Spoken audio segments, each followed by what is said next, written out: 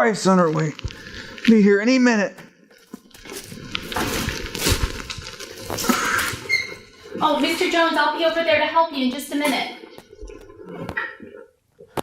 Oh, it's okay. I got you. Are you feeling okay? You seem a little unsteady. Are you okay?